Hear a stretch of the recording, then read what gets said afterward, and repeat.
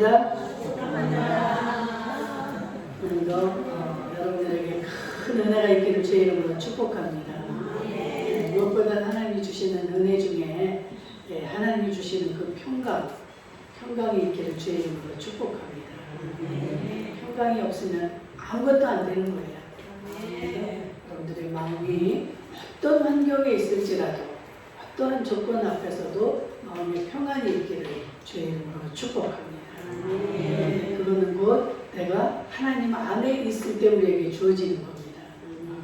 세상에서 돈이 많아서 권세가 있어서 되는 것이 아니고 내가 주님 안에 있을 때, 여러분들이 오늘도 이렇게 세상에서도 바쁘고 힘든 일이 있지만 주님을 찾아 나왔을 때 지금 이게 주님 안에 있는 거예요. 여러분들이 그런 자들에게 하나님은 평강을 주시는 줄로 믿습니다.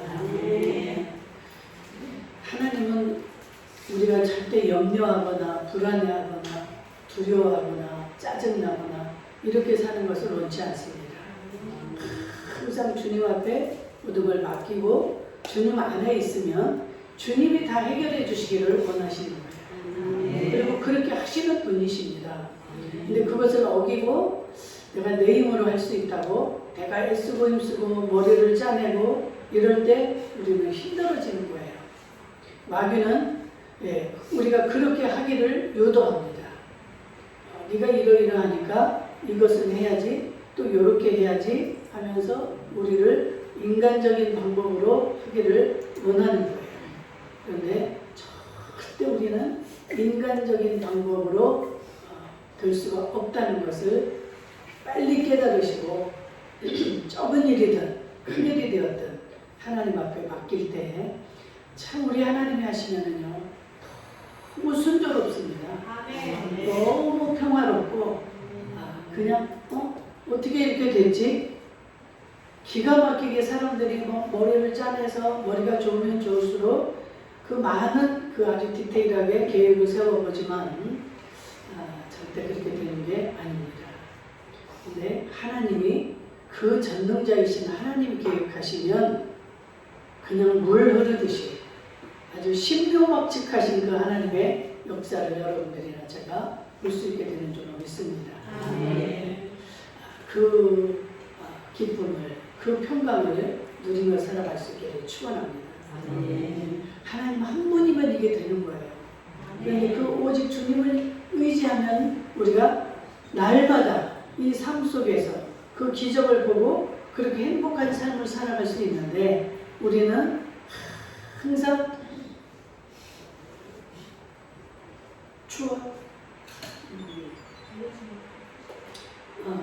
추우면 또 더우면 이야기하세요. 내가 하려고 할 때 우리는 힘들어지고 짜증이 나고 그래서 우리에게 한 번밖에 없는 이 인생을 허비하며 누리지 못하고 살아가게 되는 겁니다. 정말 우리는 하나님의 그 마음을 깨달아서 우리가 하나님이 주시는 것들을 넉넉히 누리며 살아갈 수 있도록 그런 삶이 되기를 주의 이름으로 축원합니다. 또 말씀 속에서 그런 은혜가 있기를 축복합니다. 야고보서 3장 1절에서 우리가 10절까지 봤는데 우리에게 있는 이 혀를 어떻게 쓰느냐에 따라서 참으로 우리의 많은 것들이 달라집니다. 어떻게 이 혀를 올바르게 쓸 수 있을까? 특별히 하나님을 믿는 이 그리스도인들, 우리 그리스도인들은 이 혀를 어떻게 사용해야 될 것인가?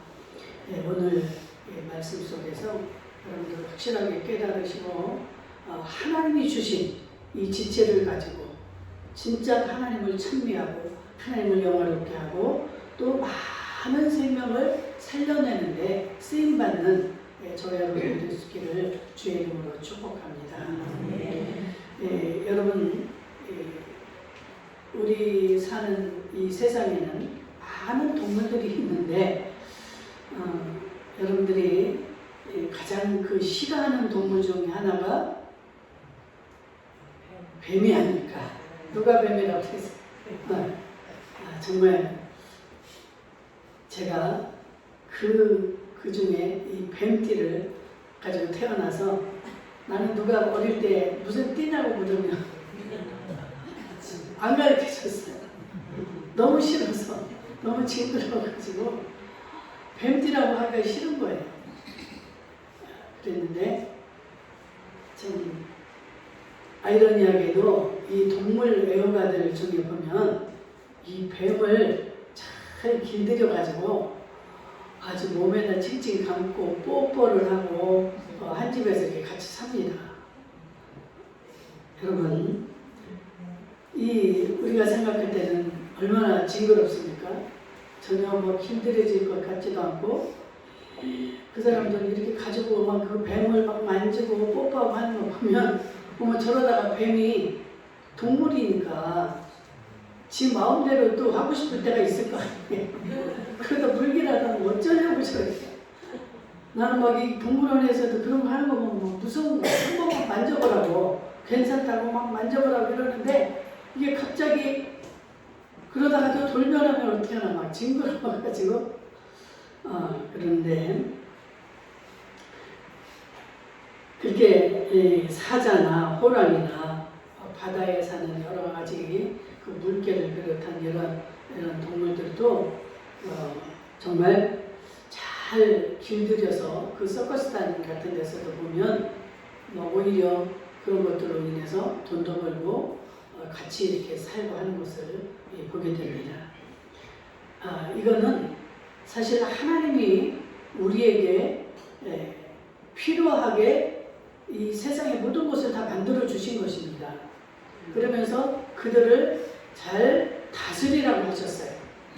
그렇기 때문에 우리가 잘 교육을 시키고 이렇게 잘 훈련을 시키면 이게 그 훈련이 된다는 거예요. 길들여진다는 거예요.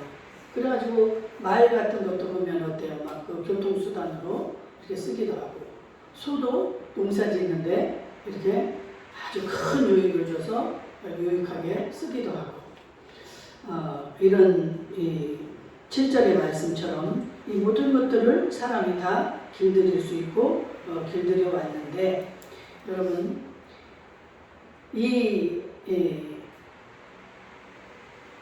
사람이 참 길들이기 힘들고 길들일 수 없는 것이 하나가 있습니다. 그게 무엇일까요? 정말 이 혀는 참으로 힘듭니다. 좋을 때는 좋았다가도 어느 한순간에 어떤 환경이 바뀌고 위급한 상황이 되게 되면 제어할 수가 없는 것이 이 혀예요. 나는 그렇게 하고 싶지 않았는데도 내 입에서 나오는 이 말, 참 걷잡을 수 없는 이런 말들이 튀어나오는 것을 보게 됩니다. 우리의 이 모든 지체 중에 그런 지체가 이 혀인데 정말 이 혀는 참 누구도 이렇게 길들이는 것이 쉽지가 않은 것 같습니다. 그래서 사람이 성숙하지 못해서 저러나 아니에요. 성숙하면 우리가 성숙하고 이렇게 절제를 하다 보면 조금씩 절제는 할 수도 있고 좀 부드럽게 할 수는 있겠지만 절대로 혀를 내가 제어할 수가 없다는 거예요. 그래서 왜 그럴까? 이 본문을 통해서 생각을 해보니까 이 혀를 뭐라고 합니까? 불이라고 표현을 하고 있습니다. 혀는 불이기 때문에 이 불은 진짜 어떻게 막을 수가 없어요.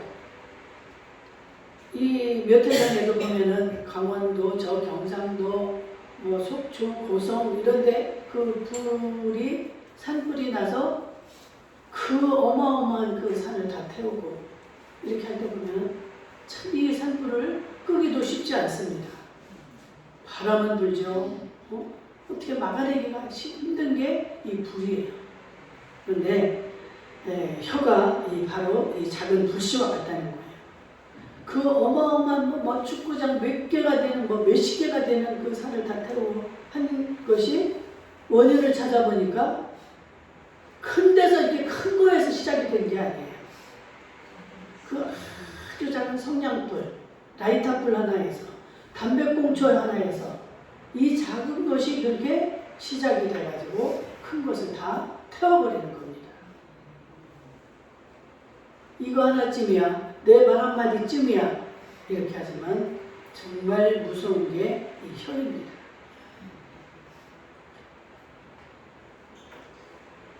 그래서 이 혀를 통해서 나온 그 말들로 엄청난 그런 결과가 가져오는데 나중에 이렇게 커지고 나면 그때 가서 후회를 해도 소용이 없다는 거예요. 이미 사람을 죽여놓고 뭐 다 모든 것을 망쳐놓고 나서 내가 미안하다. 뭐합니까?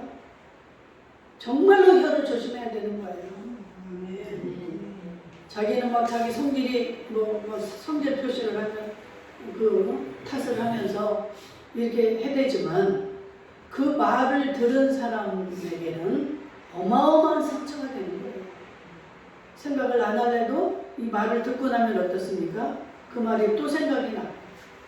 그래서 그게 심해지면은 정말 더 심각해지면 이 병이 오고 그 스트레스가 돼가지고 그걸로 인해서 사람이 죽기까지 하는 거예요.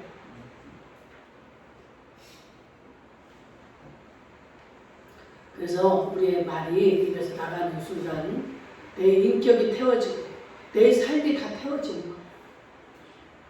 정말로 무서운 게 이 혀인데 6절에서도 보니까 6절에 뭐라고 그럽니까? 혀는 곧 불이요 불의의 세계라. 혀는 우리 지체 중에서 온 몸을 더럽히고 삶의 수레바퀴를 불사르나니 그 사르는 것이 어디에서요? 지옥불에서 나느니라. 아멘. 이 말씀은 이 불이 얼마나 이 파괴적인가를 말하는 겁니다. 이 불은 막을 수가 없어요. 이 화재는 엄청나잖아요. 수재도 엄청나지만 이 화재는 다 재가 돼버리는 거예요.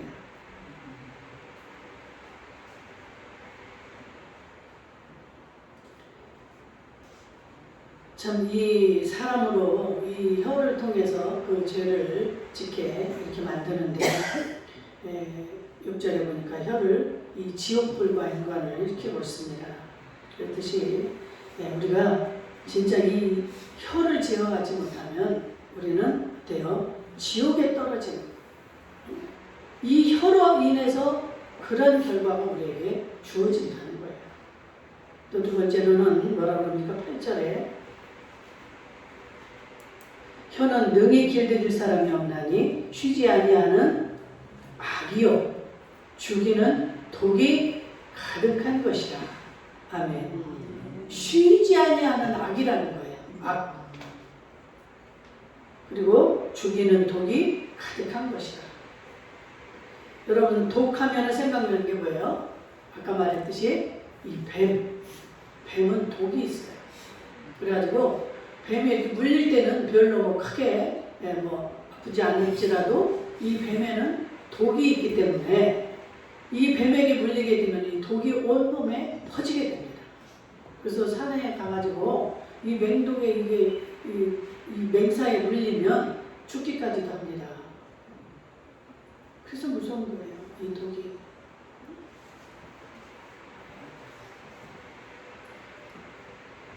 이 혀를 통해서 나간 이 악한 말들, 이게 독과 같다는 거예요. 여러분들 독침을 맞으면 그냥 죽는 거예요. 사람이 다 퍼져서. 이 혀로 이 독침을 쏘아야 되는 거예요. 주의 종이든 누구에게든 정말 그냥 뿜어져 나오는 그 말들. 주의 종도 사람이고 우리 사람 다 마찬가지.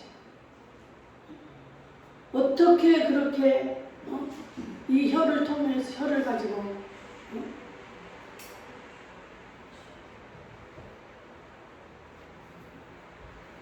쉬지 않는 악이라고 표현을 하고 있습니다. 성경에도.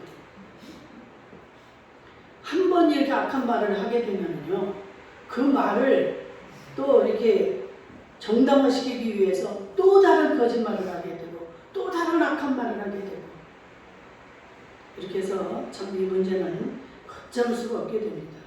그래서 우리가 말을 아껴야 되고 말을 조심해야 되는 거예요. 그냥 보는 대로 그냥 다 쏟아내고 이러다 보면 실수가 나오고 상처를 주고,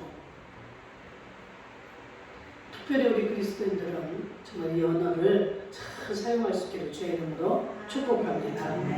그래서 우리가 어떻게 이 말을 조심해야 되냐, 이거는 첫째 말을 줄여야 되는 거예요. 많이 하지 말아야 돼요. 애들도 보면은 막 말을 많이 하는 자식이 있고 말이 없는 자식이 있고, 많이 하다 보면 계속 싸우고 얘는 그냥 말썽을 만들어내는 거예요. 말을 많이 하지 않는 게 능사는 아니지만, 그렇다고 막 참고 안 하다가 막 한 번에 내뱉으면 그것도 곤란하죠. 그러나 정말 우리는 말을 많이 하는 사람보다는 적게 하는 사람이 훨씬 실수가 적습니다. 정말 여러분들 주변에 그 말을 많이 하는 사람들을 여러분들 조심하셔야 돼요. 나한테 막 다른 말을 쏟아내잖아요. 그러면 다른 데 가서는 내 말을 그렇게 반드시 쏟아냅니다. 여러분 100%예요. 남의 말 나한테 해대는 사람은 이 사람은 내 말을 다른 사람에게 그렇게 똑같이 쏟아냅니다.